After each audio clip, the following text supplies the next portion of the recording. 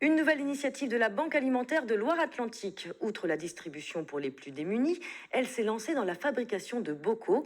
Des bocaux anti-gaspi puisqu'ils sont cuisinés avec des fruits et légumes récupérés auprès de la grande distribution. Les 100 premiers ont été réalisés. Olivier Caillé et Maude Quéru ont assisté à la première dégustation dans les locaux de l'association à Saint-Aignan-de-Grandlieu. Dernier préparatif pour Julien Le Bastard. Alors là, je suis en train de préparer le panier de légumes avec tous les légumes que j'ai utilisés pour faire les bocaux qu'on va déguster aujourd'hui. Soupe, bocaux de légumes, confiture ou encore compote. Dans quelques mois, les bénéficiaires de la Banque alimentaire de Loire-Atlantique pourront retrouver tous ces produits dans leur panier.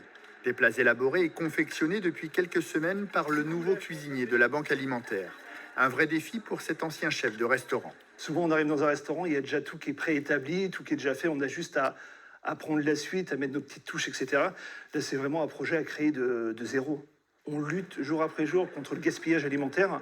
Et puis là, on est vraiment dedans, parce que là, c'est tout ce qu'on va préparer, c'est avec des légumes et des fruits de récupération, donc qui étaient voués à être détruits. Car chaque année, sur 50 tonnes de fruits, de légumes ou de produits frais invendus, récupérés par la Banque alimentaire auprès de la grande distribution, notamment, l'association en transforme 30, soit plus de la moitié. Le fait de pouvoir récupérer aussi aux mines ce qui peut être aussi un peu abîmé, qui n'est pas distribuable en état et qui pourra être aussi transformé. On va arriver jusqu'au travail ultime en fait sur tous ces produits-là, puisque vraiment ce qui va en rester, c'est ce qui n'est plus consommable et qui part en méthanisation. Et visiblement, l'opération est une réussite auprès des bénéficiaires présents.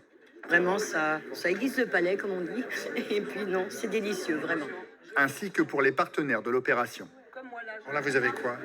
Alors là, nous avons un bocal où dedans il y avait de la purée de chou-fleur, des radis, des carottes.